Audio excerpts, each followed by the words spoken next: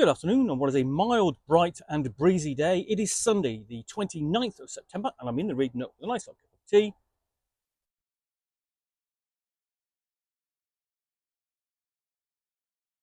And a parcel to unbox, one that arrived just yesterday. So I'm not quite sure what's in here. Got the knife out and find out. So I just draw my way through the plastic. Go.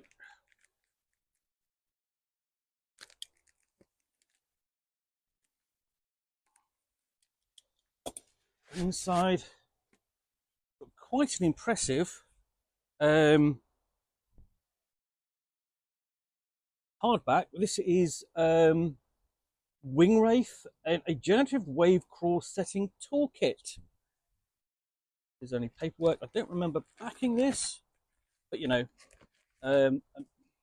or purchasing it. This book is a toolkit that you can use to generate your own fantasy post-apocalyptic ocean world, complete with scattered islands, faction ships, and ancient arcane machines. So you've got an introduction there, and then we're onto the table of contents.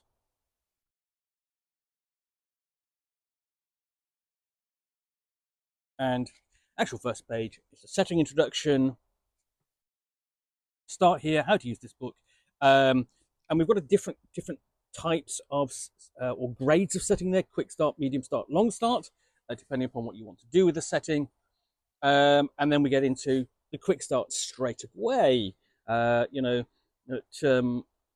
the starting island, shipwrecked, and then we're into there's an ancient arcane construct on the island. It's basically some sort of like giant spider mecha thing, and it includes there the starting locations. And when you turn over the page, sorry, you have a map of that island where the player characters are going to start. I've got the starting island key.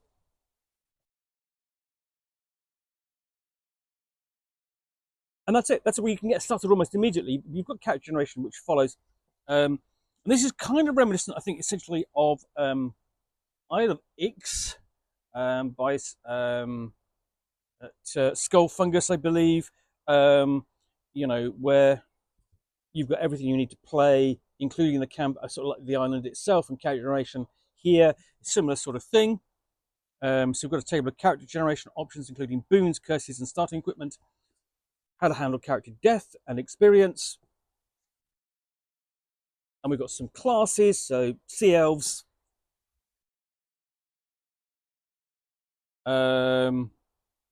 entomologists,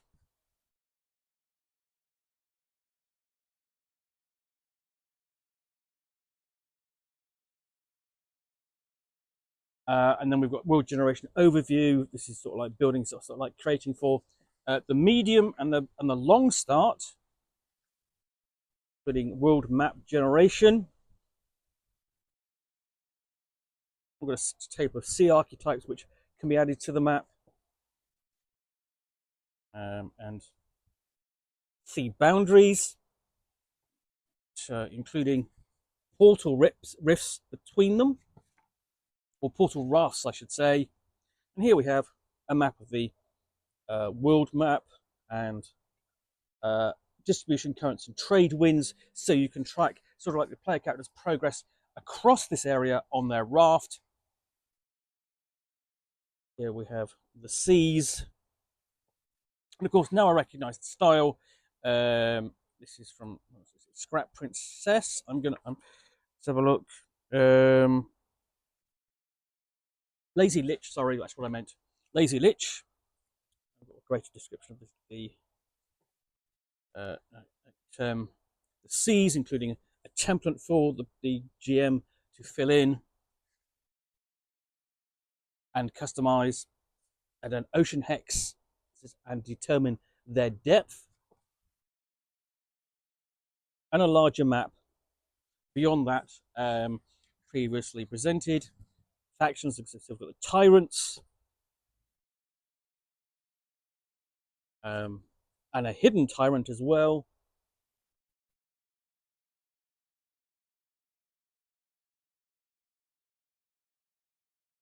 So really got quite the means to create an aquatic setting for to which to game in.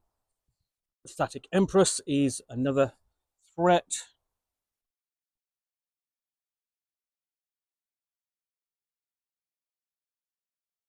Trident Queen again, and this is they're accompanied by a series of events. So you've got the Static Empress events there, and the Trident Queen event, and these are going to be going off if the player characters don't intervene, presumably, and they'll play out across the setting. And Carrion King, and they are all. I sort of noted that I've rushed through them because they're also accompanied by cataclysms. Again, that's the culmination of events if the player characters do nothing.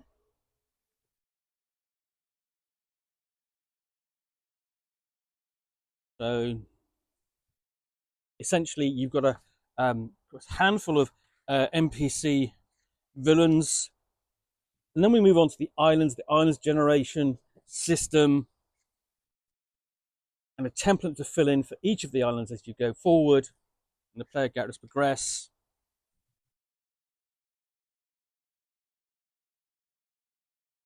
So this includes, starts off with a list of key islands there, and then you add in tables for island morphology and weather patterns and artificial islands and complexes, then magical geology and resources found on the islands, as well as enchantments and structures, including details and traps and enchantments. So effectively, you've got a generation system in here. So no two campaigns of Wind Wraith or Wind Wraith. Let's have a look. Just going to check to see. Wind Wraith is going to be exactly the same. It's got the same elements, but not the way they play out. So you've got tables for population.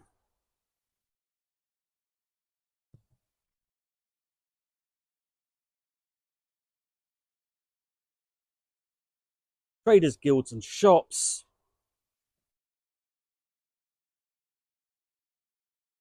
Then we've got moving islands. Island fish population. So multiple tables, multiple things that you can roll onto, basically add detail and flavor to your islands, such as trade hubs,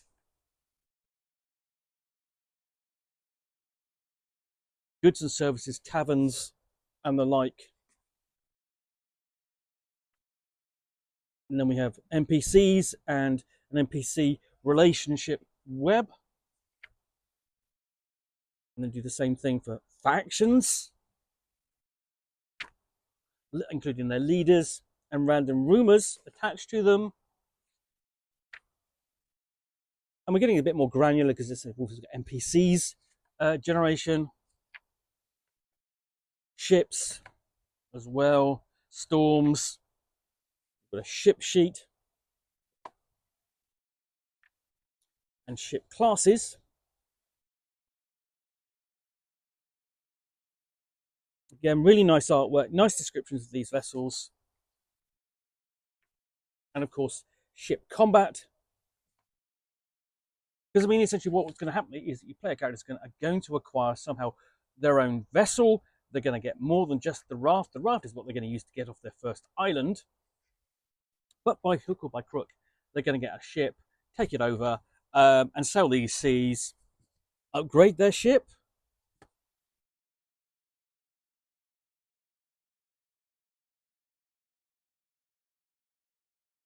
Here we've got details for adding in crew generation tables,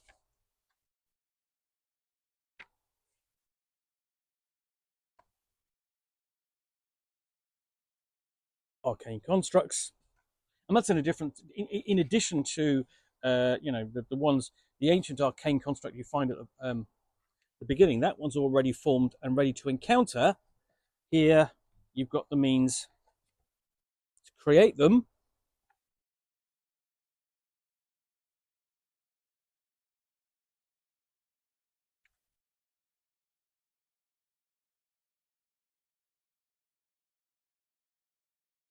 And accompany that, you've got a construct template. And you do the same thing for monster generation. Although in a setting like this, you know, it's an aquatic setting, you can generate monsters. You can actually, I mean, with that, with generate monsters, you can make this sort of stand out on its own by having everything different, including the monsters, because you're generating them during play or a little bit preparation before. And this is essentially by layer, or you can throw in creatures from other OSR source books, what are bestiaries, especially if there's an aquatic bestiary. So, you know, you've got multiple tables here of monster generation. If you don't want to refer to those other bestiaries, this is all kind of standalone. We've got some examples here: seaweed dragon. Move on to arcane parasites. So yeah, got a table of those or two.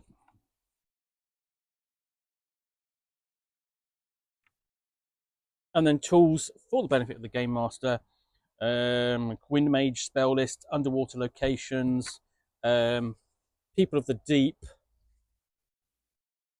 And that looks to be quite an arcane, sort of weird setting with these figures. And then we've got Ketos Krill and the Capillary City. And the thing is, one of the things I probably bung into this setting is Jack Jack the Godwell, published by Lost Pages. Just bung that in here because that would be a great addition. You know, just a wandering city within the belly of a giant blue whale. So yeah, random treasure tables, so on. Bring everything to close. More of the Lazy Litches artwork, and then we've got quick reference rules at the back. So that is Wind Wraith, sorry, published by the Lazy Lich. That looks like an interesting setting. I do like an aquatic setting because it's really, you kind of go, it's a great environment to play around with, have the player characters travel across, and it's always something interesting over the horizon. Anyway, I do hope you enjoyed this unboxing in the Nook. If you did, then please do click on the like button down below. And of course, if you've got any comments or feedback, I do appreciate you taking the time to post those. And lastly, if you want to be alerted to yet more unboxings in the Nook, where you'll see me out here with a package containing a book or game or role-playing game, in this case, it's a role-playing game and setting for the old school Renaissance, which I will unbox and chat about to the best extent of my knowledge for roughly 10 minutes or so, all of course accompanied by a nice cup of tea.